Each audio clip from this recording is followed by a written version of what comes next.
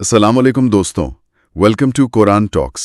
آج ہم اس سورت پر بات کرنے والے ہیں جسے ہم شاید ہر روز ہر نماز میں پڑھتے ہیں، لیکن کبھی کبھی اس کی گہرائی میں اترنے کا موقع نہیں ملتا۔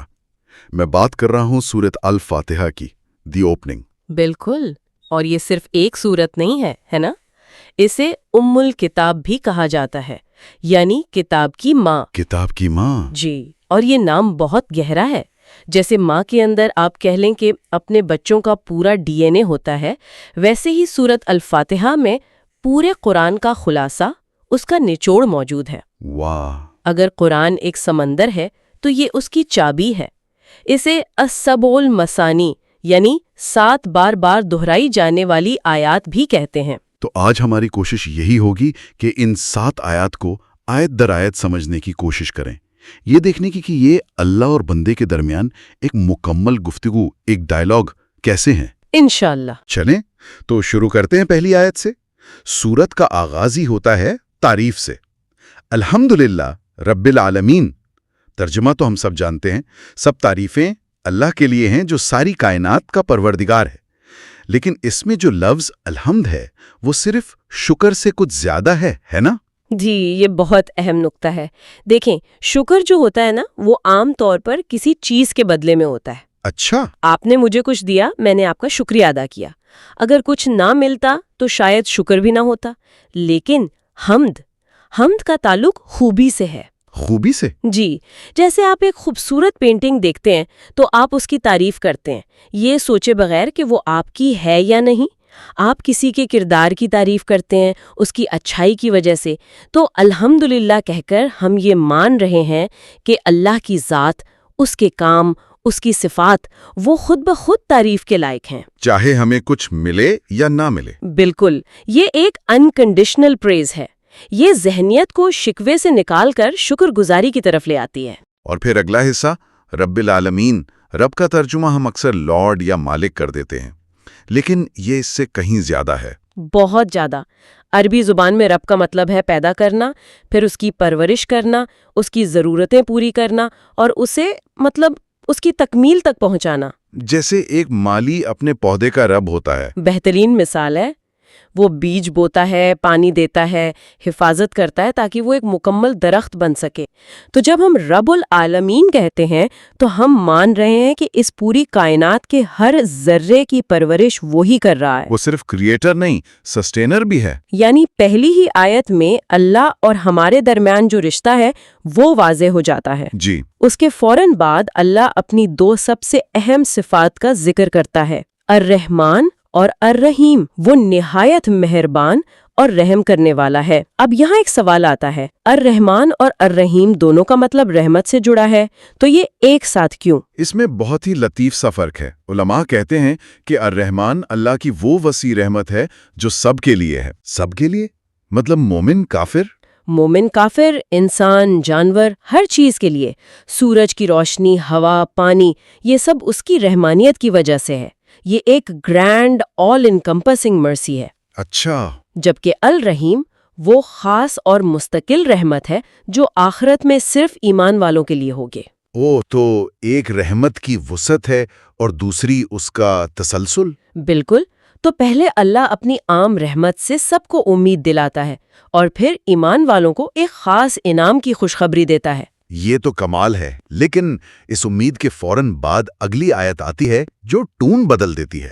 مالک یوم الدین، انصاف کے دن کا مالک ہے۔ رحمت کے ذکر کے فوراً بعد احتساب کا ذکر۔ اور یہی تو خوبصورتی ہے اس کی۔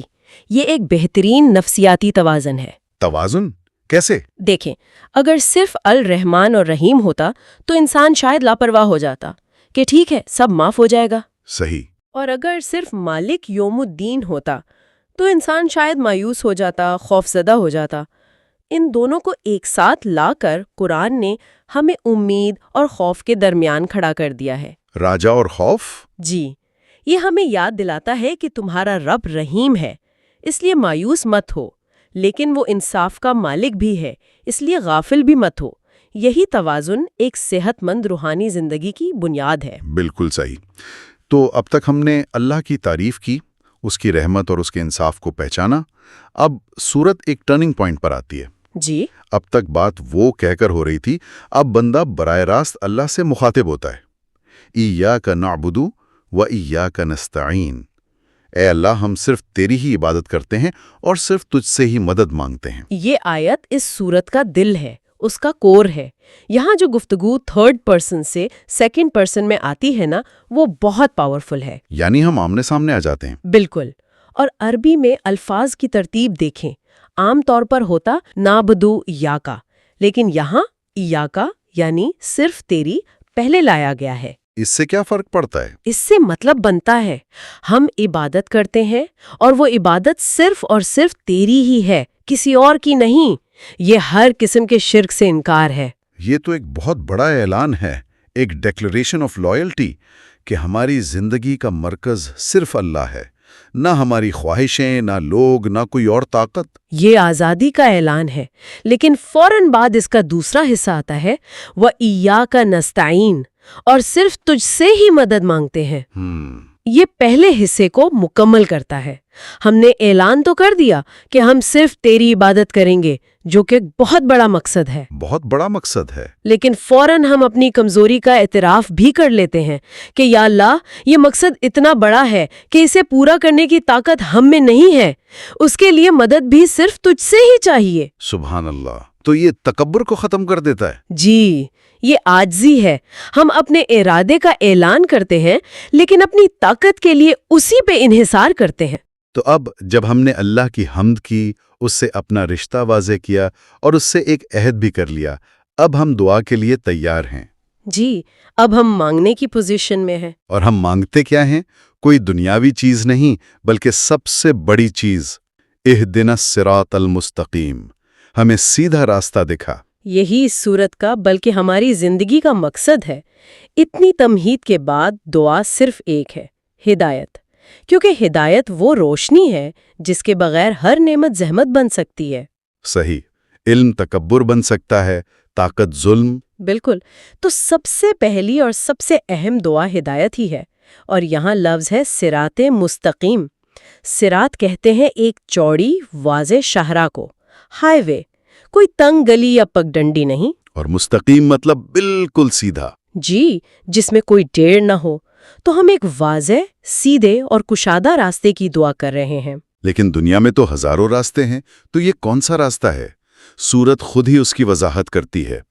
صراط الذین انعمت علیہم، ان لوگوں کا راستہ جن پر تو نے انعام کیا۔ اس سے دعا بہت پریکٹیکل ہو جاتی ہے۔ ہم کوئی خیالی راستہ نہیں مانگ رہے، ہم کہہ رہے ہیں کہ ہمیں ان لوگوں کے راستے پر چلا جو پہلے اس پر چل کر کامیاب ہو چکے ہیں۔ انبیاء، صدیقین، شہداء۔ جی، صالحین۔ یہ ایک ٹرائیڈ اینڈ ٹیسٹڈ پاتھ ہے۔ لیکن دعا یہاں ختم نہیں ہوتی۔ ایک اچھی دعا میں یہ بھی بتانا ہوتا ہے کہ ہمیں کیا نہیں چاہیے۔ اچھا۔ تو آگے فرمایا غیر المغضوب علیہم ولا الضالین، نہ کہ ان کا جن پر تیرا غضب ہوا اور نہ ان کا جو بھٹک گئے۔ یہ دو گروہ کون ہیں؟ مغضوب علیہم اور ضالین، ان میں کیا فرق ہے؟ مفسرین کہتے ہیں کہ مغضوبی علیہم یعنی جن پر غضب ہوا، وہ لوگ ہیں جن کے پاس علم تھا، وہ حق کو جانتے تھے، پہچانتے تھے، پھر بھی عمل نہیں کیا۔ جی، اپنی ضد، تکبر یا کسی دنیاوی فائدے کی وجہ سے جان بوجھ کر حق کو چھوڑ دیا۔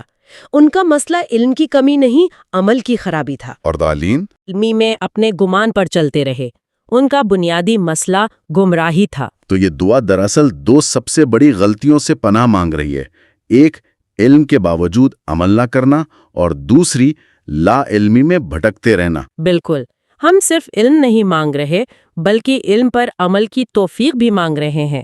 یہ واقعی ایک جامع ترین دعا ہے۔ اب اگر ہم پوری سورت کو ایک ساتھ دیکھیں تو اس کا سٹرکچر بہت خوبصورت ہے۔ جی، ایک مکمل گفتگو ہے۔ پہلی 3 آیات میں اللہ کی پہچان ہے، ایک کانٹیکسٹ سیٹ ہوتا ہے۔ ہاں، پھر بیچ کی آیت بندے اور اللہ کے درمیان ایک عہد ہے، ایک کمٹمنٹ، اور پھر آخر میں دعا۔ جی، اور آخری 3 آیات میں ہماری درخواست ہے۔ یہ ہمیں دعا مانگنے کا طریقہ سکھاتی ہے۔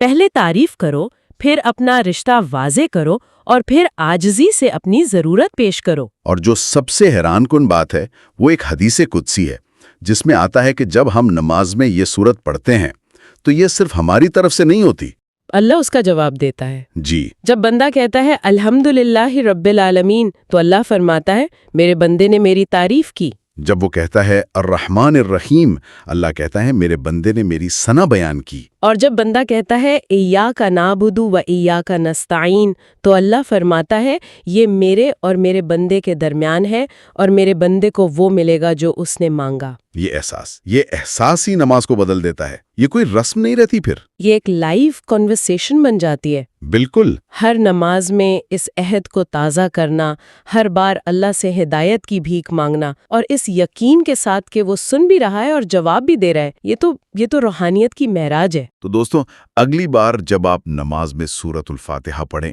تو تھوڑا رک کر ان الفاظ پر غور کیجیے گا۔ یہ صرف لفظ نہیں، یہ اللہ سے ایک براہ راست گفتگو ہے۔